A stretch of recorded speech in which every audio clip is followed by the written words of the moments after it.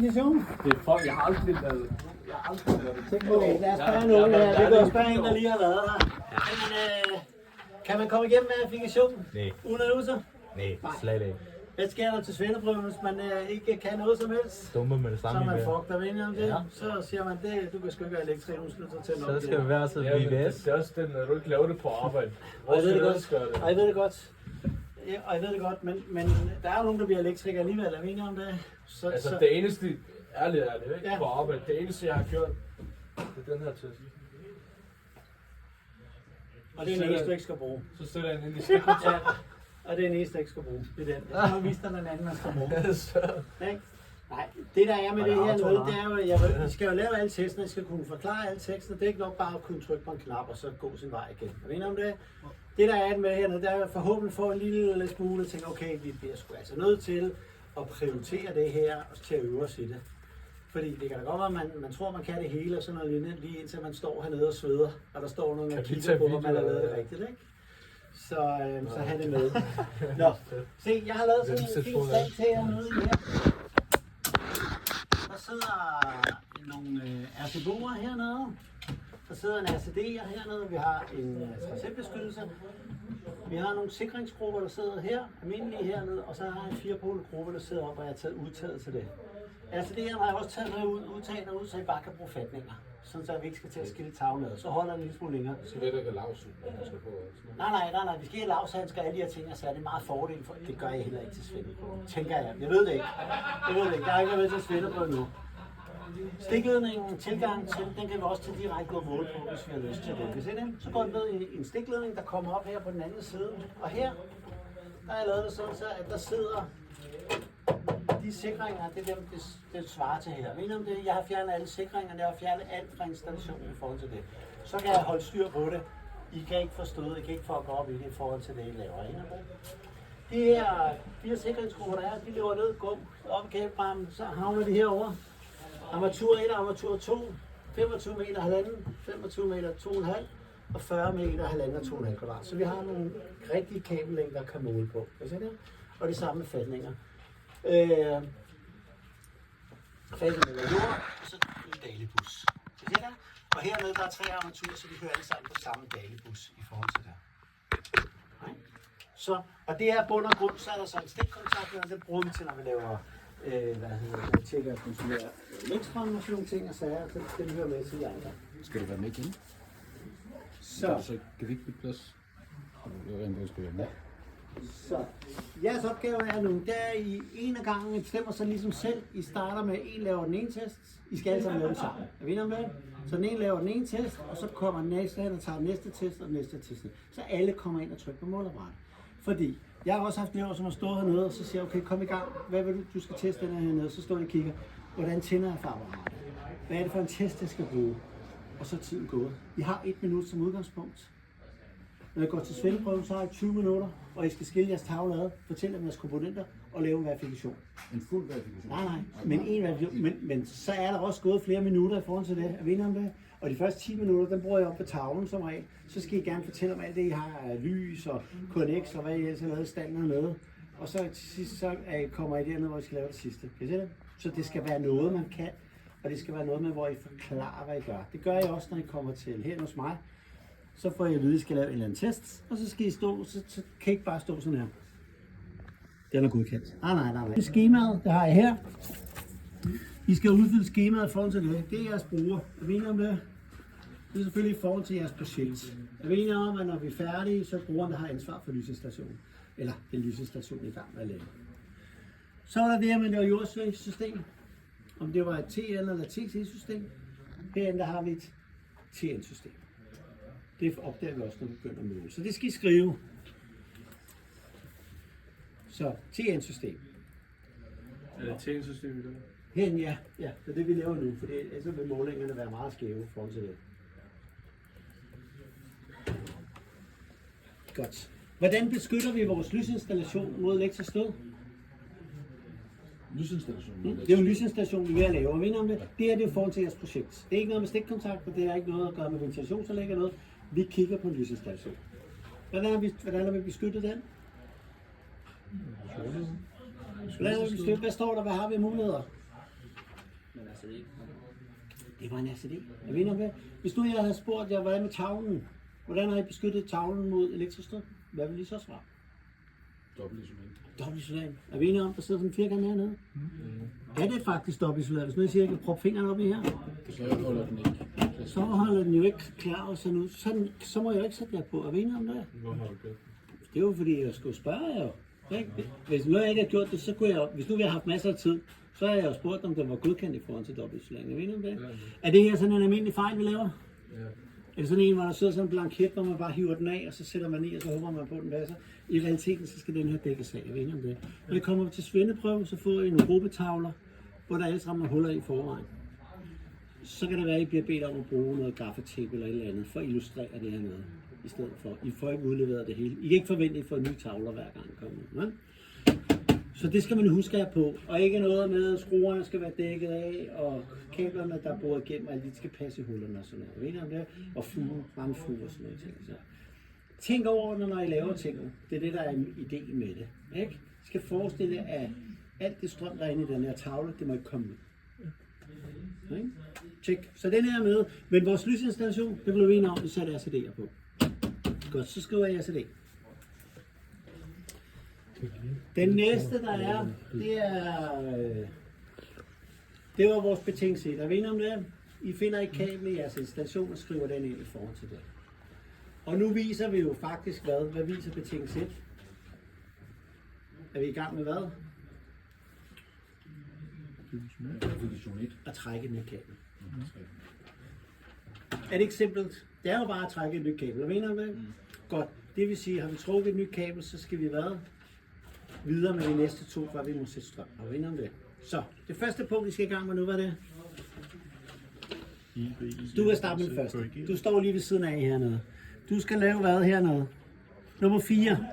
Beskyttelsesledens gennemgående elektriske forbindelse. Ja tak. Det er det, I skal lave, men du tager måleapparatet nu heroppe. Godt. Og hvad var det med den der beskyttelsesled? Hvad var det, vi skulle teste den? Det er jorden. Hvor skal vi teste den henne? I anlægget hedder noget udtag, som er i lampeudtag og i stikkontakter. Alle steder, du kan få stød. Er vi enige om det? I realiteten alle steder, hvor der er strøm, og hvor der er mulighed for, at du kan få stød. Er vi enige om det? Der er det vigtigt, at vi har det med. Laver I 10 stikkontakter, så skal I teste alle 10 stikkontakter, at den er aktiv. Må man gerne lave sådan en lille stikprop, hvor man bare lige kortslutter 2 ledninger, og så biber den anden ende. Hvorfor ikke? Det har jeg da hørt nogen, der gør. Så tager de sådan en stikprop, og så laver de lige en kortslutning, sætter den ind i, og så kan de bare måle ud i tavlen. Så siger de bare, man sætter den i. Men så kan du ikke måle, hvad modstanderen fisker op. Ja, det er jo sådan en ulempe, synes jeg, ved den, ikke? Hvad er den anden ulempe? Det er en... Hvad hvis der er nogen, der har byttet 2 ledninger? Sidder beskyttelseslederen, så er det rigtigt sted? Nej, det gør den jo heller ikke. Du kan da godt se en stikkontakt her, hvis du bare laver sådan en eller anden smart ting hernede i den. Ved du så om den der, om det er beskyttelseslederen, og den er beskyttelseslederen, når du gør, hvis du bare koster 2 ledninger? Ingen idé. Kan I se det? Så det duer ikke i forhold til det. Tjek. Så skal du gå ind og finde den der test, du skal have. Kan du huske den? Andre må gerne hjælpe til, hvis I kan huske det. Det er jo meningen, I skal lave dem sammen. Ikke så blind. R lav. Vi skal lave modstand. R, det var en modstand. Er vi enige om det? Tjek. Og du kan også bare trykke på displayet. Ja. Og så den her kontinuitetstest. Kan du huske, hvad jeg sagde, det var? Du ser den der i midten. Det var den, der er, sådan, der er målt hele tiden. Den måler hele tiden, og hver gang vi fjerner den, så fjerner resultatet. Det kan vi ikke bruge til noget. Det gider vi i hvert fald ikke bruge til noget. Så der er lav igen. Så er jeg lav igen, ja. R200. Tjek. Sådan. Så den er jo meget fin i forhold til det. Ikke? Så kan du altid trykke på spørgsmålstegnet. Nå, så viser den, hvordan man skal... Ja, det må I selvfølgelig gerne bruge. I må bruge det som illustration på, hvis man ikke lige har styr på det. Kan I se det? Så siger den, at hvad hedder nu, L3 eller den grønne og den blå, de skal kortsluttes. Yes, sætter dem sammen. Sæt dem sammen. Og de skal have fat i vores tavle, ikke også? Beskyttelseslederen inde i tavlen. Jo. Så den her. Ja, det kan du også sætte i der. Altså det her, det er jo bare en illustration af det. Selvfølgelig har vi normalt krokodilleæb, eller hvad fanden vi nu gør. Og hvad skal den sorte? Hvor skal den hen? Den skal så, hvad hedder det nu, jeg sætter på, hvad hedder det nu, ja, en tromme, der kan nå hele vejen Ja, rundt. den skal jo realiteten derovre, ikke om det? 25 meter væk eller 40 meter væk. Det kan ikke lade sig gøre, ikke om det? Så du skal have forlænget den sorte leder. Så skal jeg bruge trommen. Så tager vi den der. Og så hiver jeg bare lige ledningen. En holder fast i den der, og den anden hiver ledningen. Og I vil bare se, så der kommer ledningen op.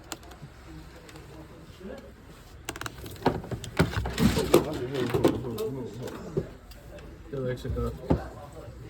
Jeg håber, den overlever. Jeg håber, den er robust. Skal du ned til kælderen, eller hvad? Overlever den. Det skal nok gå. Den skal lige slettes. Så jeg skal lige bruge den til videre. Godt. Og hvad var det, vi skulle teste? Jo, hvad hedder den elektriske gennemgang. I hvad for en? I jorden. Det er beskyttelsesladeren. Hvor den var uden lampen derude. Ved I om det? Så går du ud og sætter den i derude. Og den skal jo så ikke først kalibreres. Okay. Godt tænk! Nej, det er jeg ikke gjort. Okay, hvorfor skal vi kalibrere den? Ekstra, hvad hedder den, modstand på den, og det vil jo så komme ind i Jeg har vores også nogle prøveledninger, ved du det? Ja, det Den ved du heller ikke, at de er med i, vel? Nej. Nej, det vil sige, at vi skal have kalibreret den inden. Så det vil sige, at vi skal have dem alle sammen ud. Hvis nu, prøv lige at lade den være. Hvad sker der, hvis nu, prøv at sætte den ind og bare sætte den i derovre. Og så lad være at trykke test. Prøv bare på den. Tag den øverste. Tag den øverste. Godt. Hvad var det, vi lavede op på tavlen? Der lavede vi det der lille regnestykke. Der var 25 meter længere. Der stod der oppe på tavlen. Der står 12 på halvanden, ikke? Jo, 12 på 1 kilometer. Ja. Så det vil sige, at den skulle være 0,3 Og på 100 meter var 1,2, 0,6, 0,3. Er vi enige om det? Der er 25 meter i landgrad, så cirka 0,3. Så prøv at trykke test. Og den siger 1,2. Ej, det her skal vi huske. 1, hvor meget? Er vi godkendt? Den siger Det er nok, fuldben. den siger godkendt. Men vi er enige om, vi har sagt til mig, at den skal være 0,3. Er vi enige om det? Jo. Der er noget galt. Er vi enige om det? Men apparatet godkender den jo. Kan I se det? Så fluebenet kan vi ikke altid bruge til noget. Vi bliver nødt til at gøre det, inden vi trykker test. Er vi enige om det? Ja. Hvis nu du havde lad være at fortælle mig, hvad den var, så havde det jo været bare så sagt, den er godkendt, fordi du får flueben. Så ud med den igen, og så prøver vi lige at fjerne alle de kabel, vi ikke skal bruge til noget. Og der igen, der skal vi lave den her kredsløb, og vi enige om det? Jo, så der skal I sættes alle sammen Så sammen. alle kablerne skal løbe hele vejen rundt i forhold til det. Check. Så trykker vi på den der. Sådan en lille rundklap. Trykker vi på solen der, yes. Og så zoomer den. Nå, det her skal vi huske. Selvfølgelig skal det. Skal kunne det hver gang. Og så fjerner den alt. Og den der sol der. Ja. Og så tilbage igen. Så har vi fjernet prøveledningerne kabel. Den jeg har derhjemme, jeg har en på 100 meter. Der er det jo lidt vigtigt at forbedre. Ved I om det? Fordi der er jo rigtig meget modstand i forhold til det. Ikke? Man kan også få den i 2,5 kvadrat og sådan noget. Tjek, og så lave en ny test. Så er den på 0,33. Og vi blev enige om 0,3. Er vi enige om, at nu har vi både verificeret, at vi har lavet testen rigtigt, og vi har verificeret, at vores beskyttelsesled er god. Vi ved, at den er samlet rigtigt, kabelskruerne er spændt, og der er ikke noget i, og der er ikke nogen af alle de her ting. Så er vi enige om det. Men vi skulle lige teste dem alle sammen.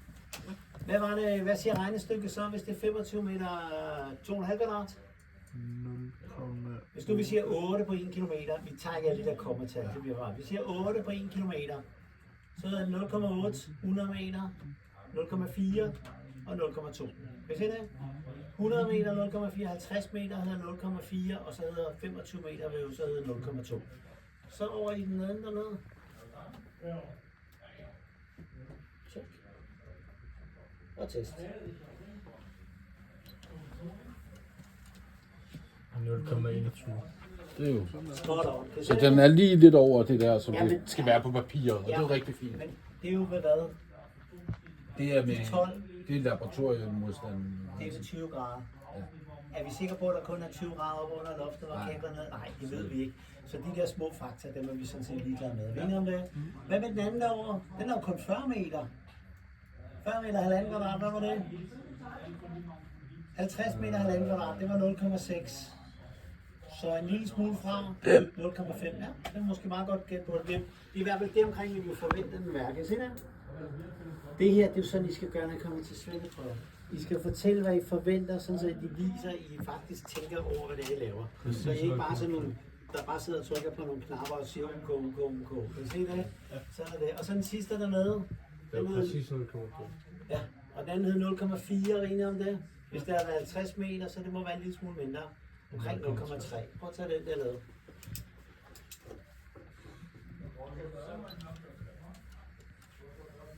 0,3. Hvad siger det? Så installationen er godkendt, eller i hvert fald vores beskyttelsesleder, og det er jo den vigtigste kreds, vi har i den her nede. Check. Godt. Så Adam, han står lige ved siden af, så kan han jo tage sig den næste test. Så tag den største modstand, der var. Hvad var det for en? 0,5, og det blev vi enige om. Det var den her, vi havde heroppe. Den havde 0,5, og det var godkendt. Er vi enige om det? Hvad skal vi skrive tallene her? 0,5. Ja, det kommer jo ikke til at være 100% det mål. Er vi enige om det? Check. Så skal du lave isolationstest. Godt. Så spørger jeg jo hele gruppen nu. Hvilken isolationstest findes der? Er det A og B? Det er A og B, ja. Og hvad er det, vi bruger de forskellige til?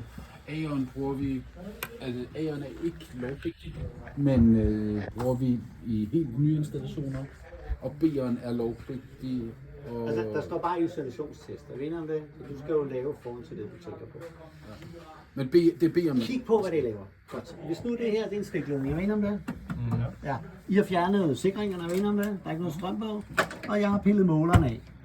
Er vi så enige om, det er bare et dødt kabel, der hænger og ligger? Ja. Hvis nu jeg har tømmeren, han har banket eller gartneren har banket spyd ned igennem og har korsluttet de 2 ledninger her. Og I ikke laver isolationstest på den her kabelledning, fordi det er en 4-leder, er vi enige om det? Ja. Det er jo det normalt. Det er det bare fordi det er utraditionelt. Normalt er det en 4-leder. Så vil vi jo kun have de 3 faser og de 0 ud til, for det er jo den pindeleder, vi har med ind i vores hus i forhold til det. Så sker der jo det, at når du sætter den første sikring i, så sker der ikke noget. Vel? Næste sikring, der sker heller ikke noget. Den tredje sikring sætter vi i. Det vil lave korsbånd mellem de 2, og så springer sikringen. Og hvad er det for nogle sikringer, jeg har her?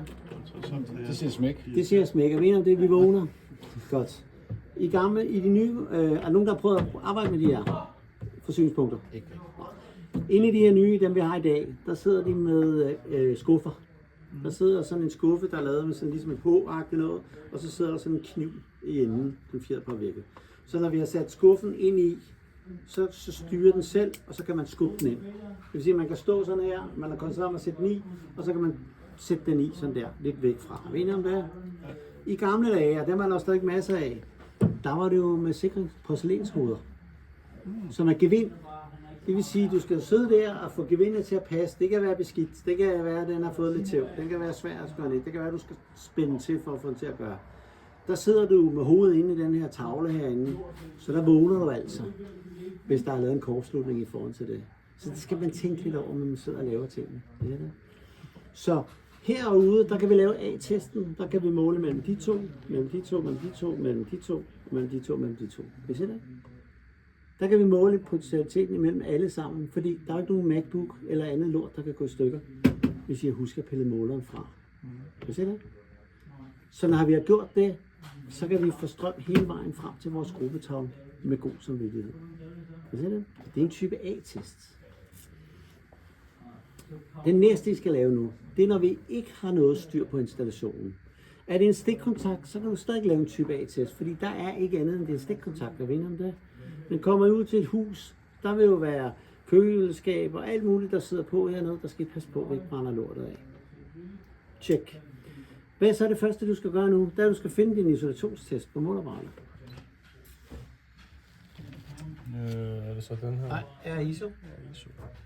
Hvor er ISO? Godt.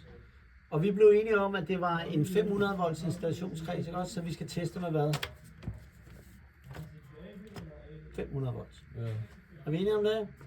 Vi skal altid teste. Vi skal teste, at kablerne kan tåle det, der skal være. Godt. Hvad er det, vi skal være opmærksom på, når vi laver sådan en test her? Hvis du tager hernede, hvad siger den her, du skal gøre? Du har det med hernede.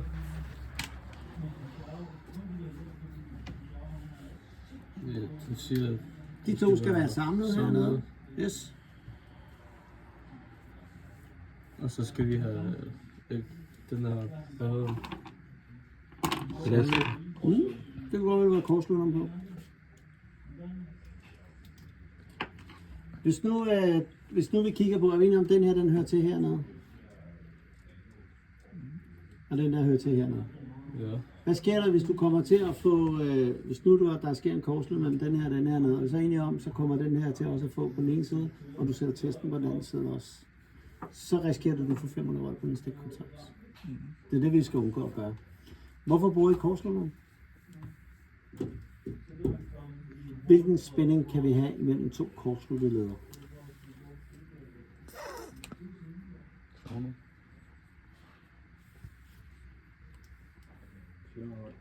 Hvis potentialet er det samme, hvad kan vi så kun have? 0 volt. Ja, når det er samme fase, vi sender ud. Det er lige meget samme fag. Er det Hvis det er samme potentiale. Hvis jeg har en kabelbark, der er lavet her i stål her, og en kabelbark, der er lavet i stål her, og de ikke har nogen elektrisk forbindelse med hinanden, så kan vi få stød. Når vi rører ved om det, tager vi og lægger en lille jordledning imellem den ene kabelbark til den samme kabelbark, så det svarer til, at det er en lang kabelbarke, så kan vi ikke få stød. Vi kan stå her med en kabelbark og holde på den samme kabelbark her, der får vi ikke stød i forhold til mellem ledningerne. Mener om det? Hvis jeg står på en stige eller et eller andet der, så kan der ikke løbe noget strøm igennem, fordi det er det samme. Hvis jeg sæver jeg kabelbarken over, så der er to potentialer, så kan vi få en spændingsforskel. Er det kortsluttet, så kan vi ikke gøre det.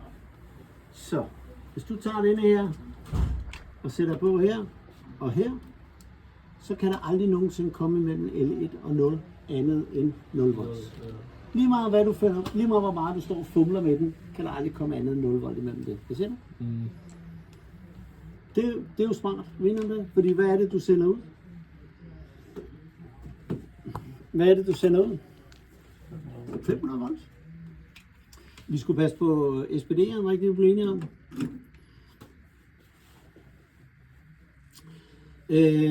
Skal man så ikke trække den fra? Hvad siger du? Skal man så ikke også trække den ud? Ud?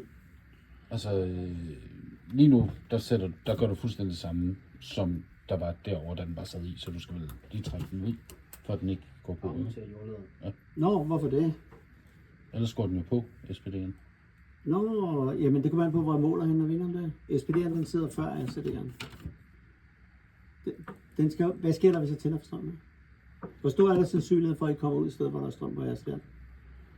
Ret stor. Er den ikke ret stor? Jo. Godt. Det vil sige, hvad sker der, hvis jeg tænder for den her? Så er der spænding på. Så er spænding. Og hvad sker der, når jeg har lavet en kortslutning med spænding på? Så springer sikringerne, ved du det? Ja. Det vil den kunne gøre, så det kan ikke lade sig gøre. Så skal den jo løbe igennem SPD'er, der mener det. Hvis jeg slukker for den her nede i den, så har den her elektrisk ikke noget med den her at gøre. Kan I se det? Ja, men i forhold til, at du satte krokodillenæbbet på. Det er jo bare for at få fat i min beskyttelseslæder. Ja, men hvad gør det af forskel, når du ikke hiver den fra derovre? Den her, der gør ikke noget. Okay. Jeg har bare sat på, fordi det er sådan, vi normalt har på vores klipper. Okay, fair nok. Der er ikke noget forskel på den. Rent elektrisk kan man sætte den på den ene eller anden. Nej, men det var nemlig, det var det jo. Tester hernede. Hvis nu jeg fjerner sikringen her og tester hernede. Så skal vi være opmærksom, fordi så hvis strømmen risikerer, den bliver påvirket af den her nede, eller på afgangssiden af her, kan I se det? Så skal vi begynde at tænke over, hvordan den kommer til at sidde. Det er lidt forskelligt, hvordan nogen siger, at den skal sidde her, producenten, nogen siger, at den skal sidde her i forhold til det. Men nu er lige præcis det andet, du sagde hernede. Hvor stor er sandsynligheden for, at der er strøm på her? Det kan godt ske. Der er rimelig stort forhold til det. Hvad betyder det? Og der er spænding på derude. Når vi arbejder i en tavle med spænding på, hvad betyder det så? En lavs. Der er lavs. Og hvad er det, vi skal gøre, når vi arbejder med lavs? Risikovurdering. Risikovurdering. Og hvad er det, vi skal gøre med risikovurdering? Hvad er det, vi skal gøre? Hvad skal risikovurderingen sikre os? Jeg vil ikke forstå. Ja, det vil være rart. Hvad mere? At du skal lave din test, og det du så arbejder, skal du lave så sikkert som overhovedet muligt. Mener du? Ja. Godt. Hvis nu jeg kommer til at tænde for den her noget, eller Adam er gået, fordi han sidder der og fumler med alt muligt, og jeg er gået, og jeg kommer tilbage og ikke har opdaget det her noget tænder. Hvad sker der så? Så har han lavet det klar, han skal lave det hele test dernede, han har sat helt lort i her. Så ser det på. Så siger det puff. Det kan vi ikke undgå. Er vi enige om det? Hvad er det for en sikring, der springer? Det er forsyningssikringer. Det er forsyningssikring. Det er hele vejen igennem den her nede, så det vil være 50 ampere Så hvis sikring. du laver den op på den anden side. Småkage. Er vi enige om det? Ja, jeg er med om det. Er vi enige om, at hvis nu den er slukket, så kan vi jo teste, så der er forbindelse her, så kan vi teste den her, og vi kan teste den der, den der, den der. Er vi enige om det? Så kan vi teste alle sammen. Godt. Så rent elektrisk og testmåden, der betyder det ikke så meget. Er vi enige om det, at vi gør på en eller anden måde. Men sætter vi den på en 4-rodet gruppe eller en 3-rodet gruppe herop, og vi så tænder den, Det vil stadigvæk lave en korsløb. Er vi enige om det? Nu er det ikke de her sikringer, der tager knald. Er vi enige om det? Nu vil det være vores 10 amperes gruppe, der piller fra. Det vil sige, nu har du brugt din risikovurdering, din lavsværktøj til at finde ud af, at det er bedre, at I kan godt huske, at vi kortsluttede den her nede. Det sagde røvhul, da vi lavede den i forhold til den her kortslutning, vi lavede hernede. Og den kunne vi sagtens høre hernede. Prøv at forestille dig, hvis der har været 50 amperes sikringer, vi har kortsluttet. Så har der været meget mere energi igennem det. Ikke? Så vi skal vurdere den og lave den så sikkert som overhovedet muligt. Det er det, vi gør hernede. Når vi så tester den, så er vi enige om, så tester vi jo faktisk kun det kabel, der så er skruet ned i. Det vil sige, at når vi tænder den her, og så vi tænder, så løber den jo igennem her, for elektrisk forbindelse hernede, og så kan vi tænde dem alle sammen. Kan vi blive enige om det? Er vi enige om, at testmetoden her og her, hvis du tænder fra gruppen, er fuldstændig det samme rent elektrisk, men her har vi beskyttet det meget mere, end hvis det kun var 50 amperes sikring for. Nu kan du lave den test. Så jeg skal lige slukke for ACD. Det er derfor, jeg er de her ude. Jo, selvfølgelig skal der være strøm på dem. Det opdager I så, hvis I ikke gør det. Er vi enige om det? Tjek. Ja.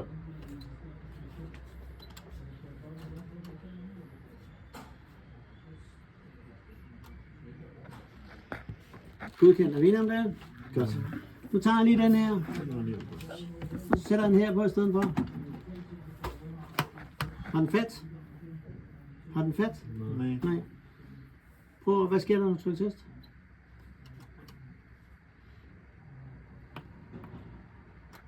Jeg synes stadig. Det er godkendt. Hvad med jer? Så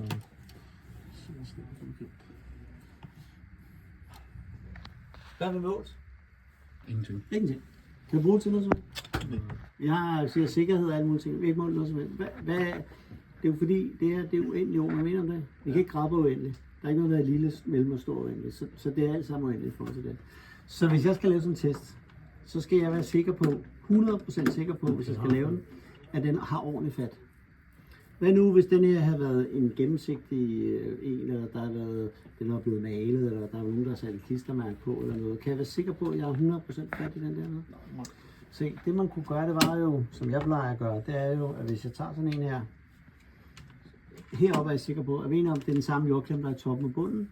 Heroppe er jeg sikker på, hvad sker der, når jeg har gjort sådan her nu? Har jeg lavet en kortslutning på mine jordklemmer? Ja. Er vi enige om, at den her nede, den burde jo sige 0 ohm. Er vi enige om det? Ja. Fuldstændig kortsluttet. Prøv at lave en test. Og tryk på ja.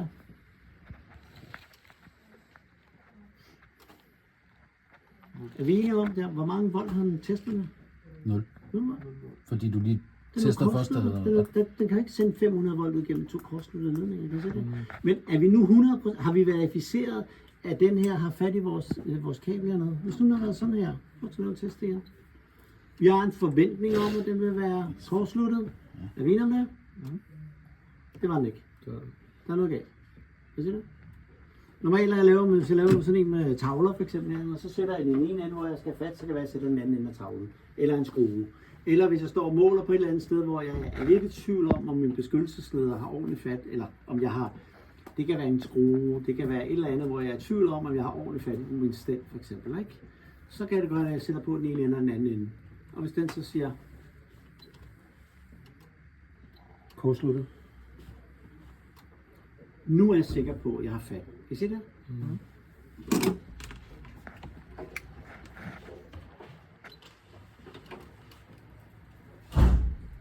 Nu har vi styr på det. 999, det kan jeg verificere, for jeg er sikker på, at jeg har styr på alle mine beskyttelsessteder. Kan I se det? Ja. Det er jo ikke, nu ved jeg godt, at vi taler om det i sådan hernede, men det er jo sådan noget, I skal tænke over, når I kommer ud. For ellers så laver, hvor tit tænker jeg, at jeg har oplevet nogen, der har stået og testet et helt hus, og så opdager jeg, at de har sat den på, de har sat beskyttelsesladeren på. Den er siddet på beskyttelsesladeren.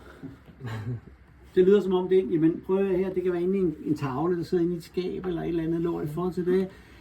Telefonen ringer hele tiden, der kan være mange ting, der ligesom kommer med ind, man er småsyg, man kan alle mulige ting og sager. Men vi er enige om, at de her 2 tests, vi laver, dem laver vi, de er vigtige. Hvorfor det? Fordi hvad er det næste test, de skal gøre nu? Ikke den med fældkreds, men en der. I skal sætte spænding på, er vi enige om det? Mm-hmm. Så de her 2 tester nu, vi skal lave, inden vi sætter spænding på. Så det må være rimelig vigtigt, kan vi ikke blive enige om det? Klik. Hvad er det næste, I skal lave nu? 999 blev vi enige om. Hvad er det næste, I skal lave nu? Den kan du lave, Christian. Hvad er det for en, I skal lave nu? Fældkreds. Og hvad var det var?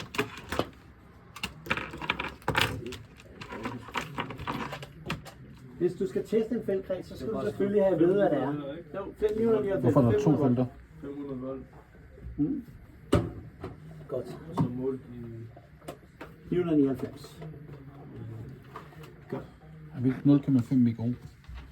Nej, det har vi ikke. Vi har 1 megaohm skulle den være, ja. og den var på 999, så ikke på den første. Så vi skriver 1 megaohm, mindst isolationsmodstand er 1 megaohm, og vi havde 999. ja, på den måde. Så vi er glade til fræse. Er vi enige om det? Ja. Sådan. Godt. Så kigger vi på her. Her har jeg et kabel, den går op til den her. Den går op til min lampe. Er vi enige om det? Vores armatur, det er min driver her. Ja. Godt. du måler med 500 volt. Og 500. Prøv at se her. Det er Christian skal være opmærksom, det er ham, der skal lave. Du har isoleret det her kabel her. Du har taget en kniv, du har været en lille smule flittig med den her nede. Er vi enige om det? Okay. Godt. De her, dem har vi lige testet. Er vi enige om det? Ja. Fordi dem har vi jo testet ved at tænde på alle sikringerne i forhold til beskyttelseslader. Er vi enige om det? Vi har jo ikke testet, om du har kommet til at fuck op de 2 kortslutter. Er vi enige om det? Fordi vi har sat kortslutteren på, så vi kan ikke måle den med. Hvad sker der? Er du byttet om på laderen, eller hvordan? Det håber jeg ikke, du har gjort, men det kunne godt være, at du gjorde det. Men det kunne også godt være, at der var et søm imellem, eller der var sket et eller andet, du har skåret ind i dem eller noget. Ikke? Hvad sker der, hvis de 2 ledninger er kortsluttet et sted i vores kreds? Og du tænder for strømmen, så springer sikringen. Er det farligt? Er det sådan, at de rykker ud fra Beredskabsstyrelsen til Frederiksberg, fordi der er en sikring, der er sprunget? Nej, Det er det nok ikke. Vi skal selvfølgelig være opmærksom på, at vi skal ikke stå sådan der hele tiden. Det er vi med på, men vi finder ud af, at der er noget galt. Er vi enige om det? Som udgangspunkt er den jo ikke farlig. Godt. Den næste kreds, vi har i vores kabel hernede, det var vores Dali. Og det var 22 volt, så det var en ELV-kreds. Er vi enige om det? Og ekstra lav. Hvis det er en selvkreds, så skal den ligge for sig selv i sit eget kabel, ligesom de sorte ledninger i træk i jeres stand. Når den ligger inde i kabel, så se, er vi enige om, de der 2 ledninger, de ligger lige op ad hinanden. Hvis du har været flittig med din kniv, er der så sandsynlighed for, at den her, den kan, de der 500 volt, der kommer fra vores installationskreds, kan den hoppe over i LV-kredsen? Hvis du har ødelagt isoleringen? Det er jo det, vi er ved at teste, ved om det. Det vil sige, hvis den her, den skal testes ved 500 volts, og der kommer 500 volt, kan vi så blive enige om, så skal de her testes ved samme spænding, for de ligger inde i kablet. Ja. Og når det ligger alt sammen ind i samme kabel, og kun er beskyttet med synkronisolering, det er jo ligesom det er her, så kalder vi det en fældkreds. Men du må ikke teste dage med 500 volt. Det må da godt. Hvor står der det, der ikke må det? Selvfølgelig må det da det. Godt. Det vil sige, at du skal have fundet ud af, hvor har du den her ELV-kreds henne? Hvor sidder driveren henne? Normalt. Op i loftet. Er vi enige om det? Hvis du vil have en helvarmeruter, hvor sidder Dalibussen så henne? Den sidder ude i tavlen, er vi enige om det? Men hvis du vil have en Nico-Savodan-sensor, så sidder den jo bare i loftet, er vi enige om det? Så vi skal ud og finde vores Dalibus, er vi enige om det? Vi skal ud og finde vores ELV-kreds, er vi enige om det? Og det er dig, der har lavet den, så du ved, at du har trukket en 5 leder. Kan vi få vores... Har vi vores Dalibusser? Ja. Det har vi. Så du skal tage måleapparatet, og så skal du gå nødt til at gå over til din lampe nu. Fordi der står i 60 og 64, du skal teste din fældkreds ved 500 volts. Så samme testmetode. Bare stil den her på. På bordet. Det er stadig 500 volt, fordi det er det, den siger. Godt. Hvis nu vi tester, har vi testet den kreds endnu? Det var det, vi gjorde i tavlen. Er vi enige om det? Godt. Så prøv at sætte din beskyttelseslag her. Nej, det er bare begge to. Du ser her. Du ser, den skal være sammen. Godt. Hvis nu du sætter den i der, din Dalibus. Godt. Kommer tømmeren igen, hvis jeg er åndssvagt søm. Hvad sker der, hvis nu tømmeren han har sat en svøm i her? Er vi så enige om, så den der, det er den samme? Hvis den er kortsluttet. Det svarer til, den er kortsluttet. Det svarer til, at du tester sådan her. Hvad har du nu mellem de 2 her, når du trykker test? 500 volt. Er det en god idé med 500 volt på en Dalibus? Det bliver vi lidt træt af. Men om det, sætter vi den her op igen. Kan du gøre noget for at beskytte de 2 der, så du ikke kan få andet 0 volt? Hvad var det, vi gjorde herovre? kortslutter. Jeg husker, vi har lige snakket om, hvis du kortslutter 2 ledninger, Ja, så kan du ikke andet end 0 volts. klart. Er 0 volt farligt? Nej. Nej, det er jo slukket. Ja. Så det kan jo ikke være farligt. Så ud med den der, og så sætter du lige der. Og 2 kortslutter. Og så er der ikke nogen komponenter, der kan gå i stykker heller. Hvad kunne du få her? 0 volt. Kan det ødelægge Nej, noget? det kan det ikke. Det kan ikke ødelægge noget. Det vil sige, hvis den er kortsluttet her, så vil den selvfølgelig se det. Hvis den er kortsluttet herover, så vil den også se det. Kan I se det? Du sætter 500 volt ud i forhold til det. Kortslutning, der kaster rigtig mange ord. Ja, men det er jo en kortslutter, der er forhold til det. Nogle kalder den blæksprutter, det skal vi ikke kalde. Vi skal kalde en kortslutter. Du laver en kortslutning, så du laver et samme potentiale til det hele. Og det er jo ligesom vi gør alle andre steder i vores installationer hernede. Så er det 0 volts. Så nu kan du teste. Hvor mange gange må du teste nu, tænker du? Mange gange. Ja, nu sender du 500 volt ud på din dalebus.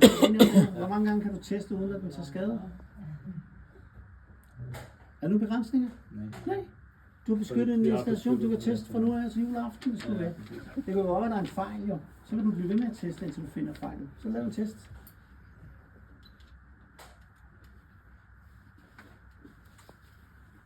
Skal vi have samme resultat? Godkendt. Er vi enige om det? Ja. Godt. Det vil sige, nu har I fundet ud af, om de der, dem testede vi før, den var godkendt. Nu har vi testet, at de her 2 ikke rører over til beskyttelse. Er vi enige om det? Mm. Men nu var du lidt flittig med din kniv, er vi enige om det? Har vi testet her, at fasen ikke kan komme over i beskyttelseslaget? Eller over i vores dalebus? Nej, den har vi ikke testet nu, er vi enige om det? Det vil sige, at hvis nu vi siger den brune leder, hvis nu vi tager den her over og sætter en brune leder, er vi så enige om, nu tester vi, om strømmen faktisk kan komme, 500 volt kan komme fra den brune leder over i vores dalebus. Kan I se det? Godt.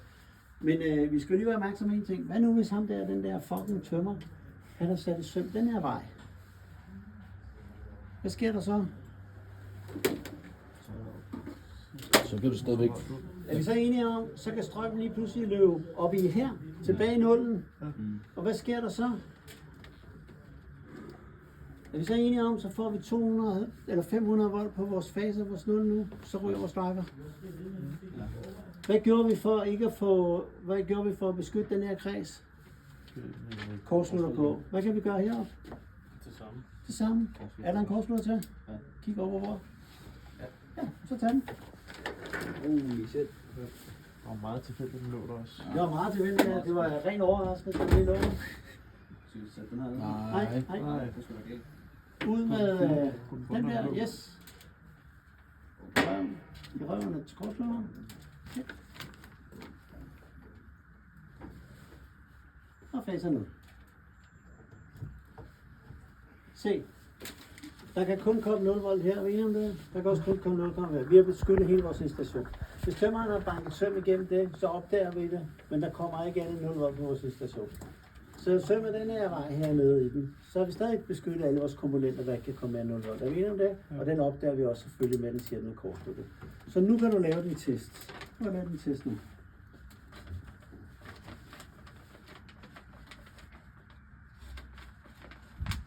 Godkendt. Kan I se det? Problemet er, at du sender 500 volt ud. Jo, den kan kun sende 0 volt ud, når den er kortsluttet. Er vi enige om det? Men det er den jo ikke inde i en driver.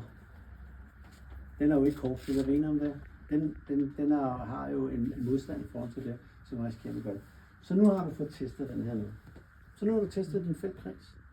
Aha. Du har testet både i forhold til din beskyttelseslader, og du har testet i forhold til de alle par. Kan du se det? For at der ikke kommer faser nu, der løber ned i vores kreds. Ja. Du er sikker på, at det der med, selvom du har været lidt flittig med kniven, så er du sikker på, at der ikke er nogen kabelledninger af de her 2 kredse, der kommer til at lave ballade. Havde de der 2 været kortsluttet, så virker din dalebus bare ikke. Nej. Ja, så er din dalebus kortsluttet. Tjek, ud med lortet.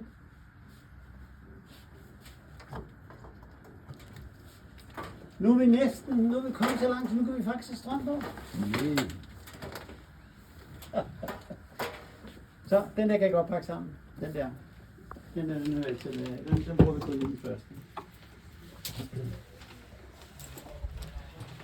Tjek.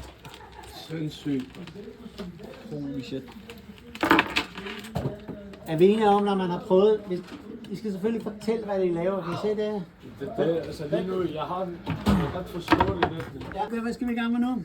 lave noget spændingstest. Nu skal vi have spænding. Det kan du gøre. Du er lige klar til at lave spænding. Okay.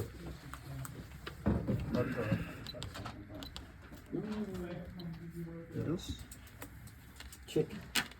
Godt nok. Det jeg har tænkt mig at gøre, det er, at jeg har tænkt mig at Er det så punkt 7 eller hvad? sætte den sorte på L1, sætte den blå på L2 og sætte den grønne på L3. Og så se, hvad der er spænding der. Det kunne godt være. Yes. Vi skal lige have sat sikringen i. Hvornår sætter vi sikringen i uden vores forsyningspunkt? Hvad skal vi være opmærksom på, inden vi sætter sikringen i? Jamen, vi har jo lavet isolationstester. Uden spænding, du er vinder om dagen. Ja, og så skal vi jo så ikke lave flere isolationstester. Nu kommer spænding på. Lige præcis. Men inden vi sætter strøm ind til vores tavler og sætter sikringen vi slukke? Ja tak, fordi ellers så får du, vi sætter aldrig sikringer i. Er det, nu kan jeg jo så spørge noget andet noget. Er det et krav? Holy shit, hvad jeg spørger. Jo, men altså, man må ikke sætte spænding direkte på. Hvad er forskellen på at have en afbryder, der ikke er en afbryder foran? Så er en afbryder foran den derude? Nej, det gør der heller ikke normalt. Er vi enige om det? Det er kun elektrikere, der må rode med det. Hvorfor må de kun rode med det? De er ude dernede. Fordi hvad var det, du lige gjorde der? Hvad var det, du lige gjorde, inden du satte strøm på? Fjerne belastningen. Gør en lægmand det? Nej. Det vil sige, at hvis det skal være lægmandsbetjent komponenter, så skal der altid sidde en afbryder foran. Det vil sige, tarifsikringer, der sidder, som er tilgængelige, hvor det kun er sikringer, der sidder inde, det er ulovligt, at de skal på. Der skal være en plade på og en nøgle på, så gør det. Så det er reglerne. Jo. Fordi ellers så gør de bare, at de sidder og ruder med sikringerne, og så kører billederen derude. Så trækker den altså en gnist, kan jeg godt love for, hvis den sidder på den hårde belastning. Ikke? Så en belastning på med sikringerne. Så de gamle konsulentsikringer, som man også har siddet i nogle lejligheder, hvor man skal dreje på, hvor de faktisk ikke... Jamen, der sidder normalt en afbryder på foran. Gør der ikke det? De sorte, du mener? Dem jeg har, der er, jeg har derhjemme, der er det bare sådan en tryk her, hvor jeg kan tænde eller slukke, og så kan jeg bare dreje Ja, men så er på der også en afbryder foran, så er den stadig godkendt. Men hvis du tager almindelige tarifsikringer, så får du bare sådan en sikringsboks, der sidder med, hvor der ikke sidder noget, altså bare ledninger og sikringshoveder. Ligesom ude i forsyningspunktet, der sidder også på. Tjek! Så vil jeg sætte min L1, L2 og 3 på. Ja, det er sætte ud. L1, L2 og L3. Og så vil jeg sige run. Min U-test. Ja, bare på. Altså, der sker ikke noget andet. Der sker ikke noget. Bare tag run altid. Jeg plejer altid at bruge run. Den virker til det. Se fejl. Hvorfor gør den det? For det er altid slået. Nej, det kan ikke. Jo, der kan den godt se fejl. Men den siger 391 volt. Det er da meget godt, tænker jeg. Ja. De 400 volt, det var ude af vejen, og ved om det. Altså i bygningen her, ved om det. Det er jo ikke, det er bare en illustration. Men den siger jo, at faserækkefølgen er forkert. Ja. Ja. Den siger 3, 2, 1. Det vil sige, Og den skal være 1, 2, 3. Ja. Så jeg skal bytte rundt på. Du skal bytte rundt på i hvert fald. Ja, altså enten skal jeg bytte rundt på, hvordan jeg tester, eller skal jeg bytte rundt på det hele. Ja. Hvis du er det første gang, du kommer ud, hvad vil jeg så altid være opmærksom på? Hvad der er. Hvis nu I har en kunde, der ringer til jer og siger, at porten kører den forkerte vej, ventilationen kører den forkerte vej, der er skyder, der kører den forkerte vej, vinder det? Ja. Og I kommer ud, og du opdager det dernede. Så er det sgu nok fordi, at faserne er sat på i forkert rækkefølge. Et eller andet sted. Nej, ja, men hvis nu det har virket før. Hvis nu det virkede før, så kunne det være gået til. Hvis nu der er en port, der sidder og kører op og ned, Ja. og så kører den den anden vej. Ja. Ja. Så er der jo noget galt. Er vi enige om det? Den har jo virket på et tidspunkt. Er vi enige om det? Kan det godt ske? Ja, det er sket ude i lufthavnen. Så lige pludselig. Var det sikkert? Jamen, det ændrer jo ikke rigtig.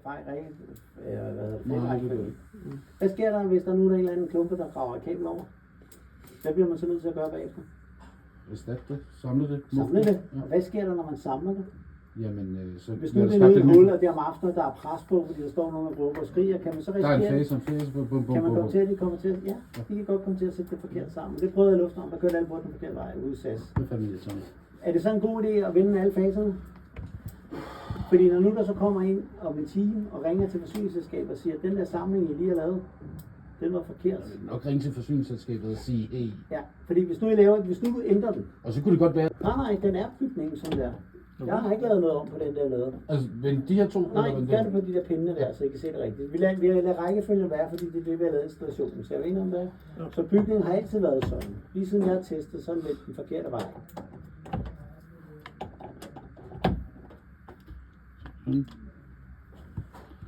så får vi det rigtige Nu er den rotation. godkendt, kan I se det? Det vil sige, at den hedder ikke L1, L2, L3, den hedder L1, L2, L3. Kan I se det? Foran til det. Og det er lavet helt bygningen.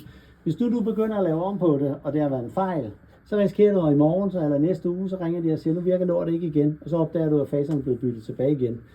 Så Det er en meget god idé også at spørge kunden. ja, og hvor er det, vi tester det henne? I vores forsyningspunkt. Der vinder på der, hvor kablerne kommer fra forsyningsselskabet. Jeg vil nok ringe og spørge forsyningsselskabet, hvorfor de har sat forkert faserækkefølge. Fordi nogle gange gør de det jo ja, aktivt. nogle gange, der kan jo sagtens være en forklaring. Ja. Og hvis nu de siger, at det de er opmærksom på, det bliver ikke lavet om, fordi at der er 10.000 andre bygninger, hvor de har lavet den rigtigt, så de bliver ikke ændret. Så ved jeg jo det. Så vil jeg jo bare skrive ops et eller andet i forhold til det. Nu er det jo en lysinstallation, vi har med at gøre, ikke? Med 230 volt. Så prøv at sætte den over til 3 eller fase 0 jord i stedet for. Check. Og så fase 0 jord herinde.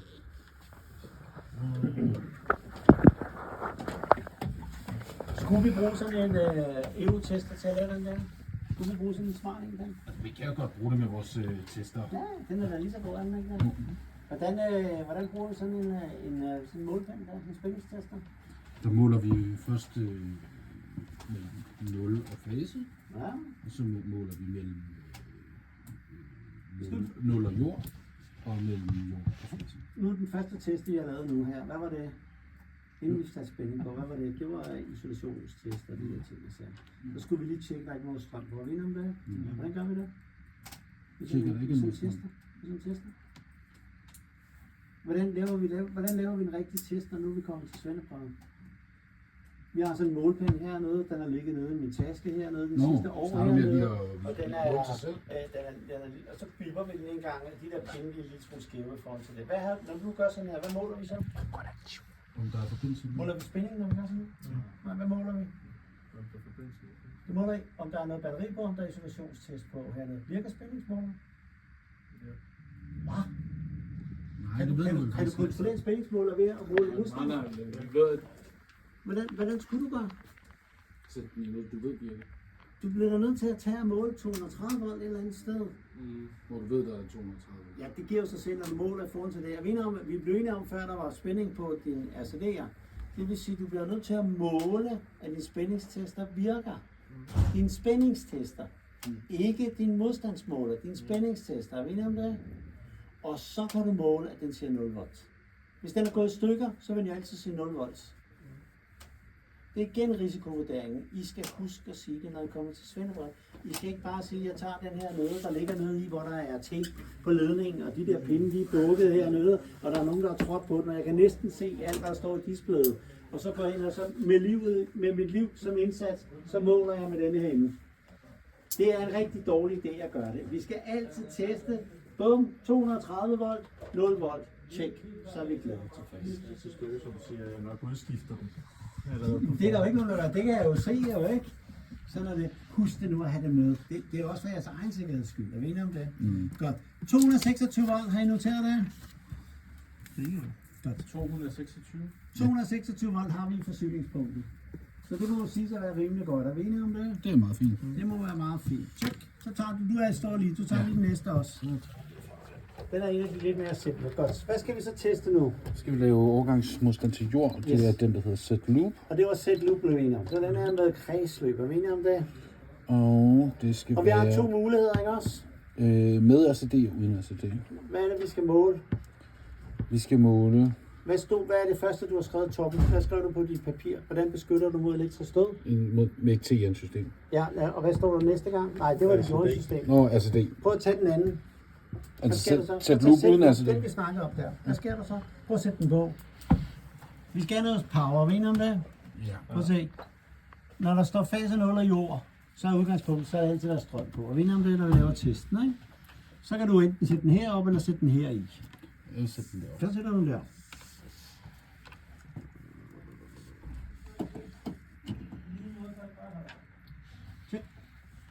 Og 0. Nej, Ja, 0. Sådan. 230. ja, sådan der. Og det var det. Er vi enige om det? Godt. Skal vi have P1 på? Ja. Vi skal jo måle overgangsmodstand til jord. Ja, Inden om det? ja. Godt. Så prøv at gå ind tilbage. Sådan der. Er der strøm på? Så skriver han dernede. Du skal lige tænde forsikringen. Ja. Sådan, nu kommer der power på. Er vi enige om det? Ja. Nu har vi valgt den, der hedder set loop. Er vi enige om det? Det var den, vi tog, som der skulle være. Ja. Hvad sker der så, tænker jeg, når nu du trykker test?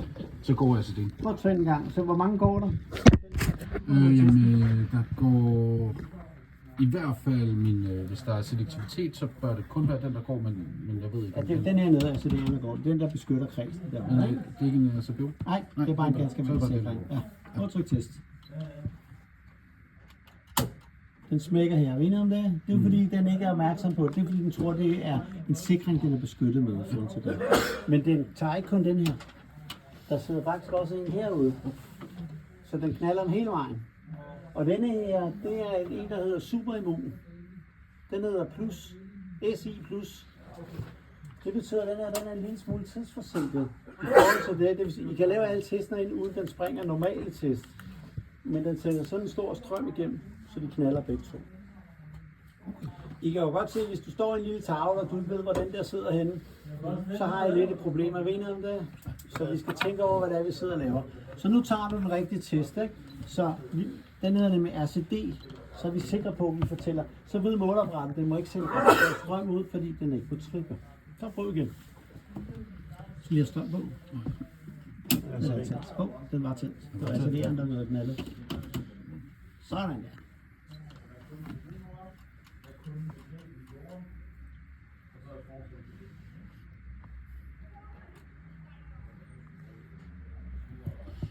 Yes. Det er enige om, det er jo et TN-system. Så det vi det jo- måler, det er vores beskyttelseslag herfra og ned til kælderen. Jeg husker, det var der, hvor jeg tegnede.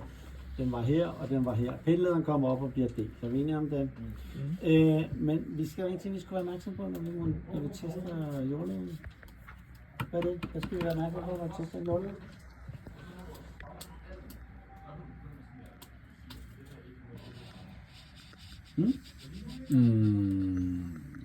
Altså om vi har ordentlig forbindelse, om der det- sker en parallelforbindelse. Var det noget med en parallelforbindelse? Ja. Hvad sker der, når nu du kommer ud af et hus, og hvis du måler direkte på jordklemmen? Så egentlig om, så har vi selvfølgelig vores jordingsleder, der går ud til vores jordspil. Vi har et stålrør, der går ned i jorden på vandet. Vi har kloakrør, vi har et fundament, vi har mange ting. Vi har nogle lamper. Vi har alt muligt lort, der er den her nede. Og ved om det?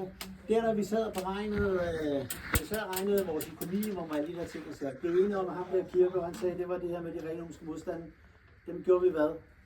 Det lagde vi bare sammen, og ved om vi plusser bare, så den bliver højere og højere og højere. Hvis nu jeg siger, at parallelforbindelser bliver højere og højere og højere, hvad tænker jeg, eller serieforbindelser bliver højere og højere og højere, hvad tænker jeg så en parallelforbindelse gør? Det bliver mindre og mindre og mindre. Det vil sige, hvis nu at du havde 1500 ohm, der var godkendt, du skulle under 1666 ohm. Nu kommer ham der VVS'eren og fjerner alle de der, skide vandrør, der er nede i hernede. Så har du ikke, de havde jo gjort, at den blev mindre og om det. Så risikerer vi jo lige pludselig, at vi har 2000 ohm eller mere i vores beskyttelsesled. Så når vi tester den, så skal vi altid huske at hive den der ud, helt ud af tavlen der, og så sætte den ind i jordladeren. Men først skal man lige komme her. Ja. Ud med den her. Og kun teste jordlederen. Og vi har kun en jordleder. Det er den, der går ud til vores jordspil, hvis det er et TT-system. Og vi er enige om det. Hernede har vi selvfølgelig også en hernede. Men vi er jo enige om, at vi måtte have 1666, og vi har ikke engang en. Så den er sådan rimelig god for til det. Nu kan du lave en test der, så bare lige tænde igen for strømmen. Ja, men jeg har jo afmonteret den her. Ja, men du har ikke nogen gruppebord, du har ikke nogen kabler på. Nej, det er en lys. Vi har ikke testet RCD'eren, vi har ikke testet noget nu foran til det. Er vi enige om det? Nej, så den skal bare være der. Du må ikke have noget andet på, bare den jordleder. Det er også derfor tit, så når jeg laver sådan en, hvis jeg har sådan en her, så tester jeg den på afgangssiden af mine RCD'er. Kan I se det? Fordi så risikerer jeg ikke at få nogle af de her på. Jeg har ikke monteret, måske ikke monteret nogle ledninger eller noget på endnu. Er vi enige om det? Yes, prøv at lave en test.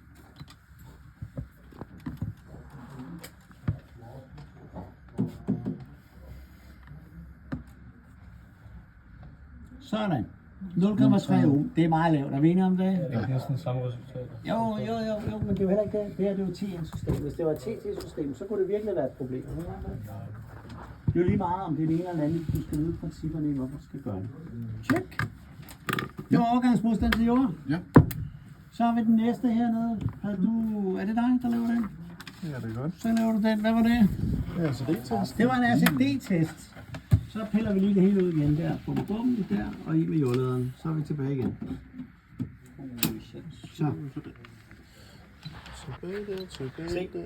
Nu har vi den der hedder RCD. Er vi enige om det? Mm. Prøv at trykke på den, der hedder Auto. Hvor mange test er der der? Det er den, vi ikke skulle bruge. Hvor mange test er der? 6, 8. Der er 9 stykker, kan du se det? Der er 9, den tester. Men det var kun med A. Der er det samme antal på AC. Det vil sige, der er 18 test. Er vi enige om det? Mm. Plus prøveknappen også. Det vil sige, 18 gange skal I stå sådan der vipper op og ned. Er vi enige om sådan rimelig moduleret i forhold til det? Ja. Så derfor bruger vi den ikke i forhold til det, der laves. Men det her målapparat, den er så smart, så den har autosekvens. Og prøv at se. Der står danske RCD-test. Så den kender det test, vi skal lave. Det er single test, men den laver den bare i rækkefølge. Mm. Så for det første skal man ikke huske det, og for det andet kan I bladre i den. Hvis du laver den første test, en gang mærkelydelsesstrøm 0 grader, og så når du lavet den, når du så går videre til den næste, hvad er der så sket med den test, du lige har lavet? Den er jo væk, den er blevet overskrevet, ikke om det? Så skal man stå og notere, og man skal stå og fortælle alle de her ting. Så nu kan vi lave alle testene, og så kan vi bladre i dem og fortælle om dem bagefter. Okay. Og den kan vi også gemme i forhold til det. Tjek. Hvad står der? Det var den her, der var RCD'er. Når vi om det. Hvad står der på den der? Hvad er det for en RCD, jeg har der? 30 mA. Det står der i hvert fald ikke på den. Hvad står der på den? Og det jeg spørger, hvad står der på den? 0,03. Ah, 0,03 står der. Det er jo det, vi skal vide om. 300 mA. Det, hvad? 0,03. Det er 30 mA. Det er rigtigt nok. Men hvorfor skal du skrive om til 30 mA? Det kan der stå på. Ja, det vil testeren. Det er derfor, du laver den om. Den kommer ud og beder om noget, så hedder 0,3 eller 0,03. Men der er jo fandme forskel på, hvordan det skal bruges. Det kan I se det? Ja. Den ligger og rasler rundt i bilen, og den er blevet totalt smadret, og man ikke kan læse på, hvad der står. Så kan det være fatalt, det ikke? Ja. Så, og hvad var det for en type, den der? Det er en type A. Det er type A. Hvad for noget skal vi bruge i Danmark? AC. Nu skal vi installere A, fordi AC'en er forbudt. AC er forbudt, ja. Så ikke kun til, hvad hedder nu, Nexus-strøm, hun skal også kunne tage producerende ionstrøm. Ja, den kan tage AC-strøm. Man mener med, hvis man kigger på den, så er den til AC-strømmen. Ja. Det er til rene sinuskurver, og så den anden, den tager pulserende i forhold til det. Og den kan tage op til 6 mA i DC-strøm hernede. Den vi har derovre, det er en type F. Den kan lidt det samme, men den kan tage op til 10 mA og er god til højfrekvente, det vil sige sådan noget, der står blinker. Så der er rigtig mange, og så en type B, den har så 2 måler i sig, og så nogle ting. Men når nu du går ned og går ud til en kunde og installerer et eller andet, og du kigger ind i deres tavle, hvis der så står HF-relæ, hvad skal du så gøre? Hvad skal du så gøre? Hvis du kommer ind og installerer en nyt køleskab, eller et eller andet, og der står HF-relæ. Det vil jo være meget rart for mig som kunde at være sikker på, hvad det så laves. Først skal jeg se, om den virker. Testen med, hvad hedder den, senior-tester. Må du have den? Ja, Må du lave en udvidelse på en installation? Må du lave en ny installation i forhold til det? Hvad sker der, hvis... Nej. Nej? Du må ikke have HFI. Nej. Eller, men du skal minimum have HP. Ja, krav i dag det er, at du skal bruge type A, fordi den tager jo det der både AC og pulserende DC-spænding. Det vil sige, hvis du tænker over alt, der er elektronik, så er det nye og en computer, en køleskab, en telefonstyr, sætter noget op, så begynder du at få det pulserende DC-spænding. Kan du se det? Og det beskytter du så ikke den nye krugskanstand, du har gjort. Den er jo ikke beskyttet, fordi RCD'erne er forældet.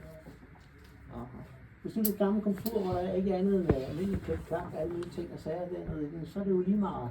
Fordi der har du ikke noget elektronik i den. Piller du så oven ud og sætter en ny kogeplade på, eller indhæld, eller hvad fanden du gør i forhold til, at der er elektronik i, så skal du være sikker på, at installationen er beskyttet. Så laver du en ændring i installationen. Du lige bliver med at sige her, når vi laver ændring i installationen, så skal vi lave alle de her ting. Så når I kommer ud hos nogen, så skal I huske at sige, tjek altid, at den her nede. Der sidder 100.000 vis af HFI-relæer derude i vores boliginstallationer stadigvæk. Så sig til dem, det duer altså ikke, din installation er ikke beskyttet mere. Og hvis kunden siger, at den vil ikke er skiftet, så skal man huske at skrive det på fakturen. Så hvis kunden forstået, og de sagsøger jer, fordi I ikke har lavet den her installation, du har lige været installeret den her, så er det selvfølgelig vigtigt, at du har fortalt dem, at det har været så godt, har det eller man så den kunde ikke ønske. Kan I se det? Så der skal stå H, P, F, I og E. Så er det en type A. Men siger du en type A og en type AC, der er ikke nogen, der forstår det. Det er kun os, der ved det, fordi at vi er gået over til europæisk dernede. Går du ringer til grossisten, så hedder det stadig KPF. Og hvad hvis det var en 300 mAh, hvad hedder det så? Same. Stadigvæk KPFI. H betyder, at den er højfølsom. Er en 300 mAh højfølsom? Nej. Hvad kunne den så hedde? Hvis vi fjerner hovedet. Hvis vi fjerner hovedet, hvad er det så? PI. PFI. Ja. Wow, amazing. Holy shit, man. Det er noget med bogstaver, der er hernede. Kan I forestille jer, at det er noget, der kommer ud fra? Det er nemmere at være mester, end at være elektriker. Ja. Godt. 30 mAh. Det var ikke en type AC, det måtte vi ikke bruge, vel? Det var en type A, du sagde. Sådan der, og så trykker du, ja. Nu er den klar. Kan du se det? Hvad står der? Nu er den klar med at finde ud af det. Der mangler noget strøm og noget. Hvor skal den tester vi den der CD'er her? Skal jeg lige huske det tilbage. Fordi der skal være på tilgangssiden. Hvad hedder det nu, CD'eren? Den skal have fase 0 og jord. Kan vi blive enige om det som udgangspunkt i hvert fald, ikke? Godt, så skal du lige give den noget power. Nu har jeg været så smart til at have lavet den hernede, ikke? Derfra. Yes, Skal vi have nålen på den side? yes, Og så er der jorden herover på. yes. Og hvad så? Hvad sker der nu? Nogen, der har en god idé, inden vi tester. Hvad sker der nu? Så det første er jo en gang mærke ud. Hvis nu er lortet ikke virker af en eller anden årsag, og I så ringer til producenten og skæver jer, og så du fortæller dig, tager et billede og fortæller det sådan, at du har testet den, så vil de sige til, at det er sgu ikke godt nok. Hvad er det ved at lave nu? Er I ved at teste jeres elinstallation, eller er I ved at lave en funktionsafprøvning af din komponent? Det der er den funktion. Det er komponenten, vi er ved at teste. Ved I om det? Hvad nu, hvis du har en dårlig jordingsleder eller et eller andet, eller du ikke har testet din jordingsleder endnu? Der er nogen, der siger, at vi tester den først bagefter. Hvad hvis du sætter den direkte på 0? Så? Har det noget at gøre med vores... har det noget at gøre med... Er det komponentens skyld, hvis den er dårlig? Nej. Så hvis du sætter den op på den blå deroppe.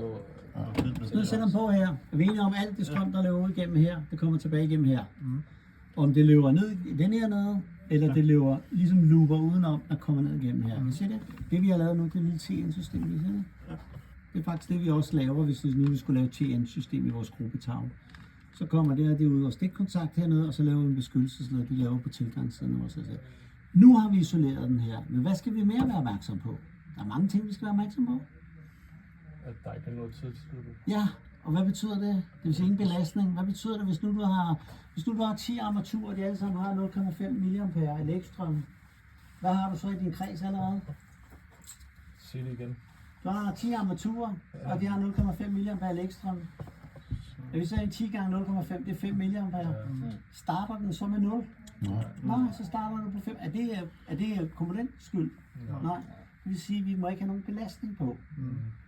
Det kan vi jo gøre meget nemt her. Sluk for alle sikringerne. Hvad med hernede? Det er en RCBO. Så skal vi have demonteret lederne. Ja. Der må ikke være nogen ledninger på, når vi laver RCD-test. Fordi vi kan ikke slukke for sikringen jo.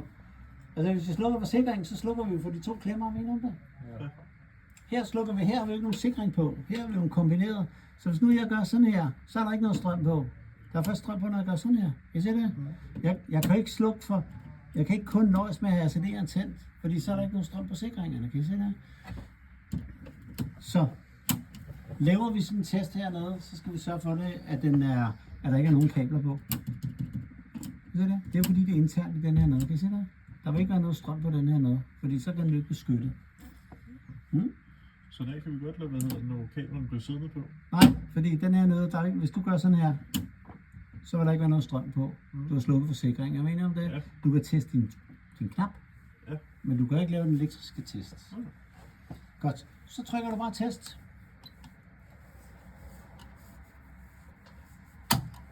Og så tænder du bare her. Det er det jo single test på. Du skal ikke gøre andet end at bare tænde for RCD'eren. Du skal slukke 5 gange eller sådan noget. Jo. Så den 11 grader det hele også, eller hvad? Den har alle de tests, du skal bruge. Ej, hvor dejligt. Altså, det giver ikke nogen mening. Hvorfor er det, vi først får det vist nu? Hvad er det for Det noget? andet, der skal I øve jer i det jo, ikke? Det er derfor, jeg siger til jer, det er, at vi skal jo gerne prøve at ligne lidt den virkelige verden, ikke? Jeg vil jo gerne have, I skal ikke bruge autotest, fordi der er alt for mange tests. Det giver slet ikke nogen mening, og du motiverer den alt for meget i forhold til, at vi kan bruge det til noget, ikke? Se, så kan du prøve at trykke på en af dem her. Prøv at se. Prøv at se, test 1 af 6. I se, I har alle testene her, ikke? Test 1. 1 gang mærkeudløsestrøm 0 grader. AC. Det er den første, den laver. Hvad betyder det? Hvor mange milliampere har vi givet den? 30. 30. Den næste. 180. Også 30 milliampere. 1 gang mærkeudløsestrøm. Kan I se det? Nu er den 5 gange mærkeudløsestrøm. Så nu har vi givet den 5 gange 30. 150 milliampere. Så havde vi den så 5 gange, eller en halv gang. Så nu har vi kun givet den en halv gang 30. 15 milliampere, og der må den ikke koble ud, fordi så er den for følsom. Og så laver vi den anden test, den type A, der den er pulserende, 1 gang og 180 grader. Kan I se det? Og nu kan I sidde og bladre igennem. Det vil sige, nu kan I se, nu har jeg allerede, hvis det har været en svendeprøve, så jeg kunne sidde og forklare, hvad det er, jeg har lavet. Kan I se det? I stedet for at jeg laver en test, skriver nogle notater ned, en anden test laver du i stedet for. Så hvis man siger, at jeg vil gerne have en RCD-test, så fortæller hernede, at vi begynder at bruge den og kigge på, hvor der står alle de her ting. Kan vi lige prøve at gå ind i den der menu en gang til? Så, men nu skal I jo lige skrive ned hernede, fordi det var noget med første verifikation. Så den første, den hedder jo 27,4. Sådan er det. Jeg skal ikke kunne sige, at man ikke kan gøre det, men dem jeg har ringet og spurgt, Schneider og nogle af de andre, der har jeg kun fået at vide, skal du selektivitet, så hedder den 300 mA. Du kan ikke få den mindre. Så sådan er det. Tjek. Hvad er det næste, Må vi vi lige skal? se, hvor var det, du fandt den? Det var helt ude i menuen derude. Okay. Der hedder den bare hernede. Dansk RCD-test. Bum, så trykker du Det her. er simpelthen noget, Elma lægger ind, når det... Ja, og den ligger også i nummeret mindre. Den her er bare så smart, den er noget, hvis man havde tid til den. Der kunne jeg lave mine egne sekvenser. Så jeg kunne lave hele den der, kunne jeg som udgangspunkt lave som en test. Den er også Så jeg kunne lave den er også på den der mindre, men der kan du bare ikke lave dine egne sekvenser. Okay. Der ligger den her inde i, hvis den er opdateret. Ikke? Ja. Så tjek. Godt, så kan du lave den næste her. Det var altså det, den der skal selv fornøjes. Så skal du have styr på din spændingsfald. I gruppetomme delta ud.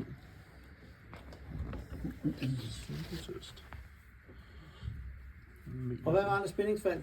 Nu laver han i stikledningen, og du laver den i, i gruppetavn. Er det der? Er det ikke U? Den der hedder set line. Så tryk set line. Tillykke. Sådan. Spændingsfald. Tjek. Godt. Hvor starter vi vores spændingsfald inden? Ud med kabel, ud med dem der. Tjek. Stikledningen. Det er stikledningen. Den starter helt ude ved vejen. Er vi enige om det? Ja. Det er der vores grænsepunkt er. Godt. Hvad er det for nogle... hvad er vores IB på vores stikledning? Det er som gruppetavlen er. Ja, det vil sige, at vores sikringer, IB er lige med IN, når vi snakker stikledning. Enig om det? Det vil sige, der hvor I skal skrive hernede, så står der, hvad betyder kontrol af det her ved spændingsfald. IB, den er ved spændingsfaldet 50 ampere. Er vi enige om det?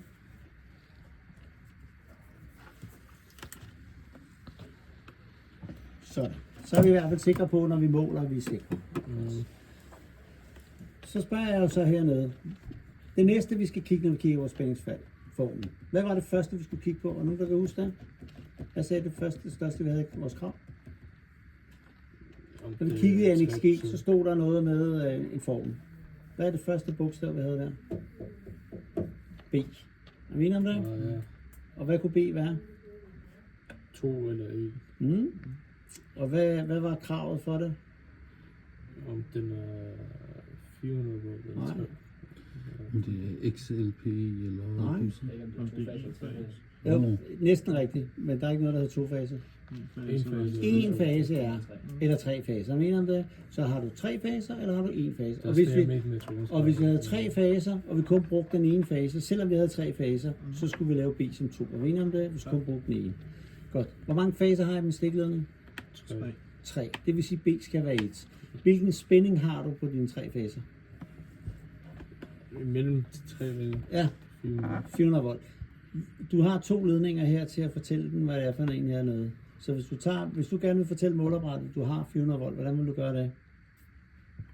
Prøv at kigge på dine klemmer.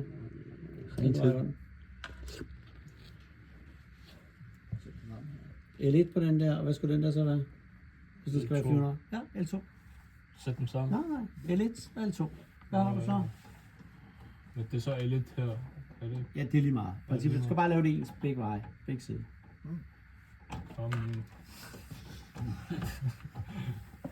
L2 og L3. Nej, du kan kun bruge 2. Det sidste er til beskyttelse. Normalt bruger vi den ene gang.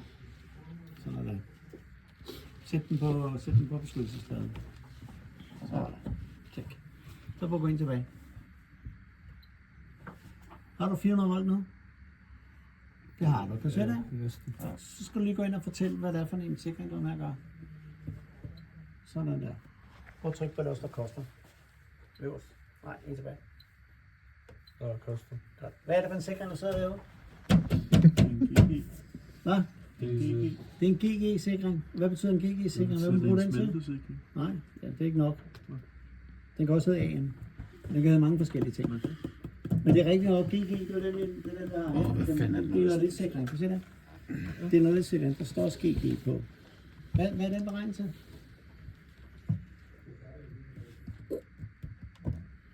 Jeg kan simpelthen ikke huske, hvad det der giver står. Ja, altså det betyder ikke, altså I skal ikke have bogstaver, hvad det er, den kan. Hvad kan man bruge den til? Syning. Hvad sker der, hvis vi bruger den her, hvis vi overbelaster den her ned, hvad vil vi så gerne have? Er den god? Den går. Det vil sige, at vi kan bruge den, vi have noget til at beskytte den forhold til OB-kontrol. Er vi enige om det? Så vi skal ikke bruge den Hvad til hvis den motor? også kortslutter? Skal den så også gerne gå? Det vil jeg også gerne. Det er KB-kontrol. Hvis den hedder GG, så er den beregnet til, at vi kan bruge den til både overbelastning og kortslutning. Hedder den AM for eksempel, så må vi kun bruge den til KB-kontrol. Så hvis du belaster den her sikring med, eller det her kabel med 70 ampere, så springer sikringen ind i sådan noget AM. Det eneste, der er forskel på dem, det er bare bogstaven, der står på. Der ligger en hos jer på en sådan lang liste med alle mulige forskellige smeltesikringer. Ja. Så hvis man render rundt i en bil, og man kører erhverv for eksempel noget, så er det lidt vigtigt, fordi hvis nu der har et svejseværk eller noget, så kan det godt være, at der er nogen, der har sat nogle AM-sikringer i, og så har de sat noget andet udstyr til at lave OB-kontrol i forhold til, fordi ellers springer sikringen hele tiden. Så, men det er rigtigt nok, GG, der må vi bruge til det hele. Og hvad var det sikringsstørrelse? 50 ampere. Tjek. Tilbage. Og nu kan du lave en referencemål. Har den allerede en gammel noget at huske på? Står der en gammel Z-ref? Ja. Ja. Så skal I lige huske på den, inden I gør noget, så skal vi lige fjerne spændingen. Nu er den 0, og så skal du lige lave en referencemåling. Prøv at trykke på solen. Solen. Hvor er 0 hen? Solen. Referencemålingen er der. Solen. Tryk på der. Og så trykker du run. Kan I se, nu bliver den 0. Prøv at se, nu bliver den minus. Kan I se det?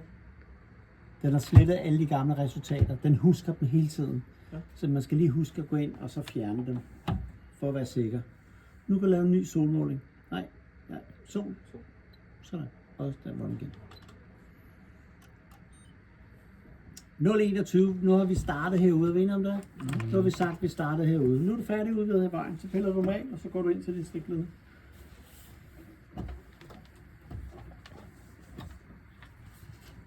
Det er bare det samme. Samme igen, ja.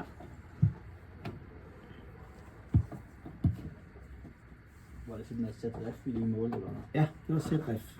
Okay. Og så trykker du bare test. Run. Run test. Det er altid det. Yes. 1%. Godkendt. Ja, det ved jeg ikke, om den er. Den er i hvert fald 1% af vinderen der. Ja. Det var meget fint. Og hvad sagde den anden dernede? Sæt siger 0,3. Ja. Kan I huske, at jeg snakke noget om det der med, at hvis man skal kende stikledningens modstand, når vi skal beregne IK minimum? Det var noget med, at den her har målt af de her 2 ledninger, der er herude. 2 ledere, de har en modstand på 0,09, hvis I trækker de 2 fra hinanden. Kan I se det? Den hedder 0,30. Z-ref hedder 0,21, og den anden hedder 30. Der er en anden til. Ja, okay. Ja, så trækker vi de 2 fra hinanden, så har vi 0,09 tilbage, og det er det modstand af vores stikledning. 0,09. Ja, og så kan du gange med 1,5 eller 1,8, alt efter hvad du vil lave. Kan du se det? Ja. Og så har du allerede din R-stikledning. Det vil sige, nu kan du beregne den i forhold til det. Ja? Tjek, nu er vi færdige herinde. Så er det din opgave. Du hopper videre til næste. Du har testet, hvor meget der er 1% i din stikledning. Er vi enige om det? Jo. Mm? Hvor kom den 0,9 fra? Det gør den ved, at du trækker de der 2 tal fra hinanden. Kan du se det? Selv ref fra den der nede, så får du 0,09 O i din stikledning. Okay. Det er det, du har i 2 ledere. Tjek. Nu skal du tjekke hvad? Hvad er det næste, du skal tjekke? Nu er det så i spændingsfaldets sidste brugspunkt. Yes, og hvad er det? Det her er en lysestation. Armatur. Det her armatur, er vi enige om det? Godt. Så skal du lige tage målapparatet hernede. Hvor starter vi vores måling nu så?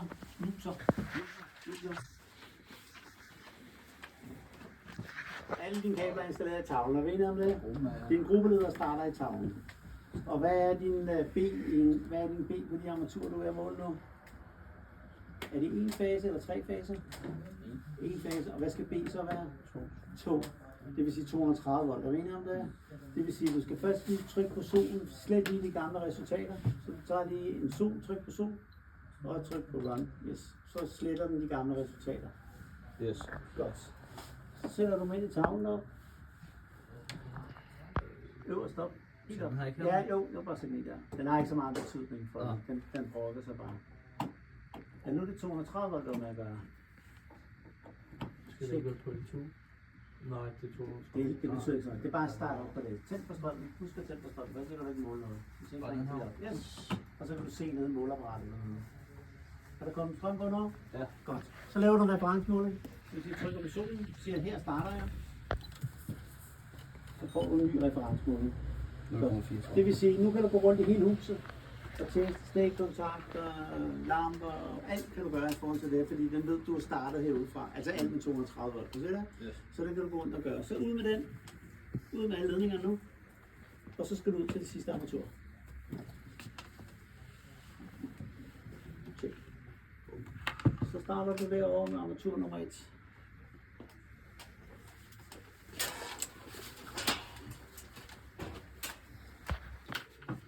Det var den første. Det var sådan op.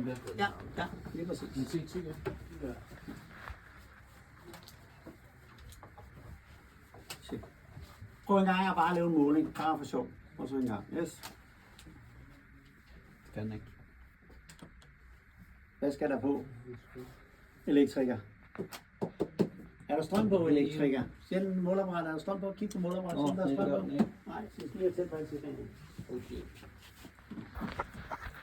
Er de alle sammen CT? Den er en C13. Den er C10. Hvad siger den der? Kommer der strøm på? Ja. Godt, prøv at tryk.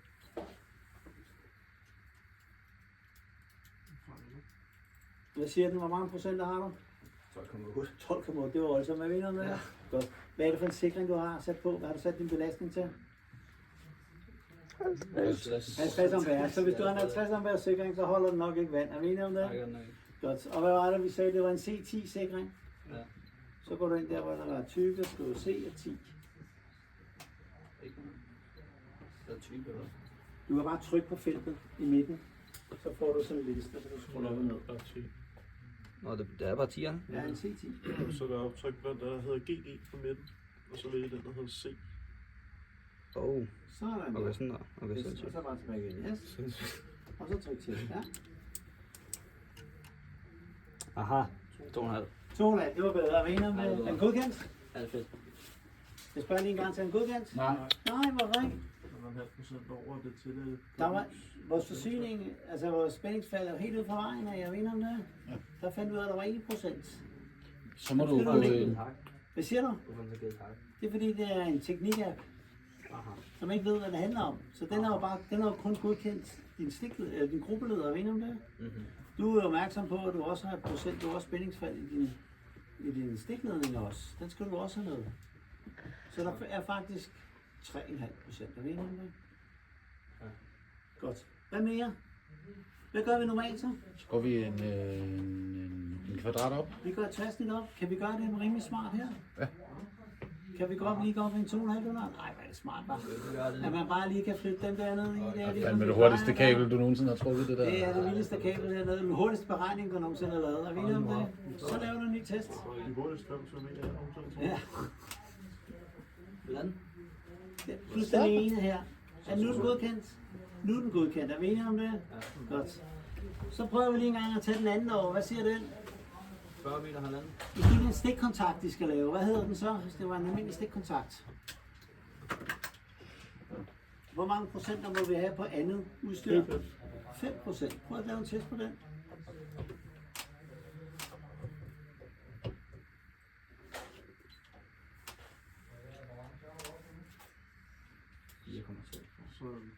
Så 5,2. Så ikke engang på 40 meter halvanden kvadrat. Altså, der må vi ikke engang sende stikkontakt op. Nej, Prøv at gå ned på den anden. det er fucked up. Det er faktisk lidt.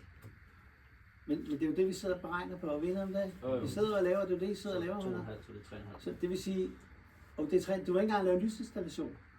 På en 2,5. På en 2,5, der kun er 40 meter. Holy shit. Skal du lige pludselig op i en 4 for at lave en lysinstallation? Hvad nu er vi lige smule? Vi lærer jo en hel masse inde på det her, når nu vi laver lys og sådan noget. Ved I om det? Hvad var det, producenten sagde? Havde de nogle krav til, hvor mange armaturer vi måtte sætte på vores lysinstallation på hver sikring? Ja. Havde de noget, der startstrøm? Ja. Så den første vi lavede, der havde vi en, der så måtte være 20 armaturer hernede, og der var 3,13 ampere. Det var lige i starten, da vi så kiggede på det. Det vil sige, det var med 20 armaturer, og procenten siger, at der må ikke være flere. Kan du så sætte 21 armaturer på? Nej, så springer sikringen. Jeg ved om det. Det vil sige, at du har det nu, der hedder en kendt belastning. Der kan ikke komme flere armaturer på, og så har du mulighed for at låse din installation. Så prøv at trykke på den der nede i bunden dernede, og så gå ind i den der custom i stedet for, der hvor der var type C. Lad os få se. Så går du ind på den der custom oppe i toppen. Yes. Og hvad står der så nede under? Ampererne nede under? 3,13. 3,13. Det vil være jo nok brugt den før. Ved I om det? Det vil sige, når nu jeg beregner og fundet ud af, at der er 3,13 eller 2,1 eller 1,2 eller 5,4 eller hvad fanden nu har gjort. Ved I om det? Så kan du sætte din IB. Denne her apparat, der kan vi skrive direkte vores IB, som vi har. Og vi er enige om, at vi har låst installationen i forhold til lægstrøm og startstrøm og alle de her ting. Så vi har ikke brugt lampeudtag, vi har ikke brugt lysskinner, vi har ikke brugt noget andet. Det er kun elektrikeren, der må gå på, så vi kan have en kendt belastning. Så det er prøv at lave en måling nu. Ja, 3,13. Ja, 3,13. Der kunne du ikke lave den før, vel? Du kunne ikke lave en lysinstallation før. Nej. Der hedder nu 0,8. 0,8, så nu hedder den 1,8, ingen problemer. Hvad var den aller værste, vi havde? Jeg forstår godt det der med 3,13. Ja. det var lige der logo. Ja, så er det her. Vi kunne ikke engang lave en stikkontaktinstallation, så vi brugte sikringsstørrelsen før. Før der brugte vi sikringsstørrelsen, mener du hvad? 1,3. Du sagde C10-sikring, jeg mener hvad? Men nu går vi ind og kigger på, at det er jo ikke en stikkontakt, du laver. Du laver en erhvervslysinstallation, jeg mener det? Der må ikke være andet lys på hernede, og du har sagt til mig, at der må være 20 armaturer, for det siger producenten. Og det har du regnet frem til din IB 20 gange, den der nede, det bliver 3,13. Kan din belastning blive højere? Nej, fordi sætter du flere armaturer på, så springer sikringen. Er vi enige om det? Det vil sige, at du har det nu, der hedder en kendt belastning. Og det er den, vi prøver at teste med den kendte belastning. I stedet for, at vi ganger med IB, i stedet for, at vi før ganger med IN, så ganger vi med IB. Er det en stikkontakt? Er det så dig, der bestemmer, hvor meget med belastning er? Nej, fordi kunden kan godt sætte varmere fra på, når man bruger 10 ampere.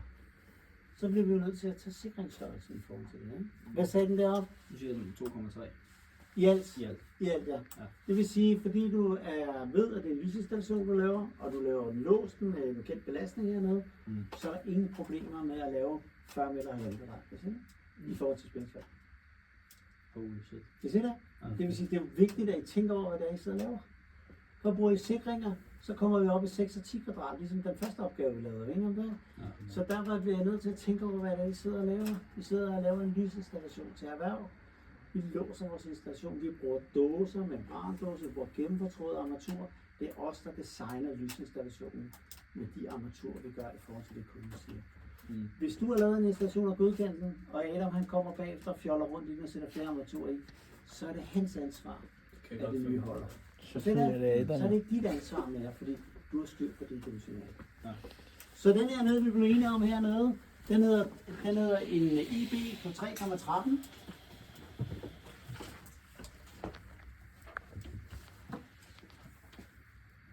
Hvad? 1,3%. 3,13. 1,3 og 3,13 ampere. Ja. det svarer jo ikke til det, I sidder og laver. Det vil du ikke gøre. Nu gør vi det bare foran til det. Se, vi har så også mulighed for nu hernede. Det var det her med IK-minimum, og ved om det? Ja, problemet med IK-minimum, det er, at jeg har også haft sådan en workshop med de her, Elma, og vi har brugt lang tid på at diskutere tingene hernede. Så længe jeg fik ret, så var jeg glad. Fordi der var en meget lang diskussion om det. Problemet med det her, det er, hvis I er ude og installere en stikkontakt, og I så skal lave en IK-minimumsmåling, hvor varm er de kabler, I måler på? De er kolde. De er jo kolde kabler. Jeg ved ikke om det, de er 20 grader, eller måske 22 grader. Hvad er det, vi tager forbehold for? Drifttemperatur. Vi tager, ja, Drift. både med spænd, den her nede kan vi heller ikke rigtig bruge til noget. Hvad er det, vi gør med vores Oplæg. Hvad gør vi, når vi sidder og laver spændingsfald? Hvad er det, vi skal gange de der 0,0185 med? 1,25, det vil sige, den her nede, den måler også kun på 20 grader. Og så laver spændingsfald. Men når vi ganger den, så siger vi, at kablerne kan blive 82,5 grader. Fordi vi tager driftformen, det tager den heller ikke med. Men den er stadig godkendt til at skrive det. Så det vi beregner, det er bedre end det vi måler på hernede. Problemet er med kortslutningsniveauet. Hvis nu måler her, den kortslutning, vi har ude på den her 40 meter væk hernede. Hvis nu vi siger, at vi har en C16-sikring, er den så godkendt? Hvis vi kigger på den der IPCS, SC? 158 ampere. Nej. Jo, Så er den. den skal have 160 ampere vinder der. Hvad siger den der nede, der hedder Cominium? Hvad hedder den? Hvad står der der? 113. 113 er den så godkendt? Ja. Nej. Så den der er med kolde kabler. Hvis du tager det resultat og ganger med 1,5 eller 1,8 i forhold til det, så kommer du under det niveau. Hvorfor 1,5 og 1,8? Hvis det er kortslutning, så ganger vi 1,5 hvis det er PVC, og yes. 1,8 hvis det er XLP-kabler. Så kan vi bruge det her til noget? Ingenting. Vi kan lave det som et øjebliksbillede af, hvordan det nu gør. Kommer du og måler om 5 minutter, så kan det være resultatet helt anderledes. Er det derfor, man ikke må måle og skal regne? Ja, fordi... Okay, lad os tage nu... Vi mener om, det var herude, ikke? Der er du godkendt, eller en B10 eller en C10, eller hvad man gør. Så har den stadig været godkendt derude, fordi du havde 178 ampere salen i dine kolde kabler. Så hvis nu der kommer en bag efter dig og sætter en varmeovn på og belaster den med 10 ampere, så vil temperaturen ude i koret stige meget kraftigt, og ved om det. Og så hvis der kortslutning sker der, så det du lige har stået mål, det vil ikke bruge til at ske. Så det er et øjebliksbillede lige nu hernede. Man skal bare være opmærksom på, at der er mange faktorer, der kan begynde at ændre sig. Check. Og så den sidste hernede. Den tryllet lægstrøm. Den kan du tage. Værsgo. Det har jeg ikke prøvet før.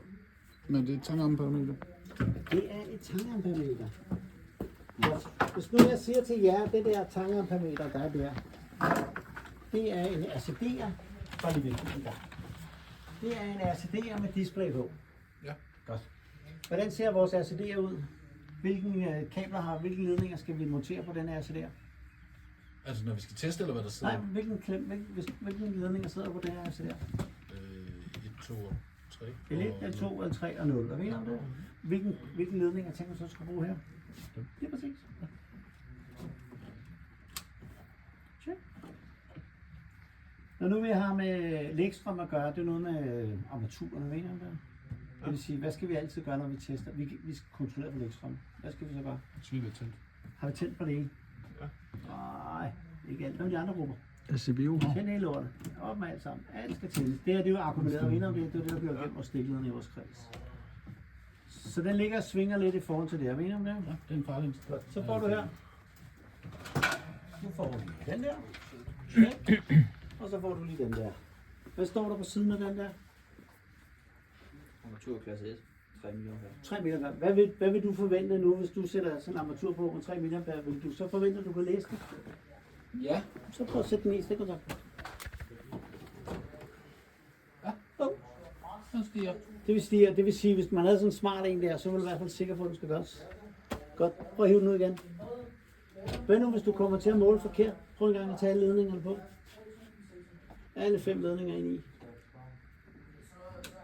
Sådan der. Den siger, der er en lille smule stadigvæk. Er vi enige om det? Ja. Havde du en forventning om, at du ville kunne se den der? Få sætte den i nu. Der sker ingen skid. Det vil sige, du har en forventning om, at du ville kunne se den der. Er vi enige om det? Ja. Godt. Nu er der installeret installation forkert, så prøv lige at pille den fra.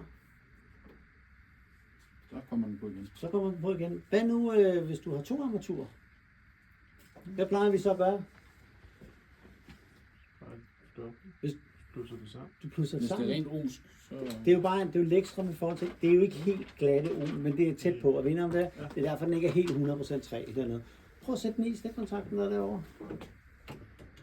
Hvor meget er den på? Den er på det samme. Kan I se det? Det vil sige, at den der teori, vi har med at milliampererne, dem bliver vi ved med, dem lægger vi bare oven i hinanden. Kan I se det? Problemet er, at til nogle armaturer hernede, det er sådan nogle, der tænder og slukker, og de er ikke helt glatte. Hvis de har været 100% ens i de her sinuskop, så har vi bare kunne lægge dem oven i hinanden. Men det er de ikke. Så derfor er den eneste måde, man kan kontrollere, det er derfor, det hedder en kontrol af lægstrøm, det er, når man sætter strøm på, sætter armaturen på 100%, så kan man måle det i forhold til det. Hvad er den der installation dernede? Er den godkendt? I forhold til jeres ACD'er? Altså hvilken installation? Den der tavle der, er den godkendt i forhold til den der? Hvad er det, der er krav med de der lægstrøm? Hvorfor kontrollerer vi det? Jamen det var vist det må kun være op til 9. 30. 30% af værkudløsestrøm, er vi enige om det? Så det er 9 milliampere. Milliampere, det er okay. Hvad så gør jeg sådan der? Så er det ikke okay.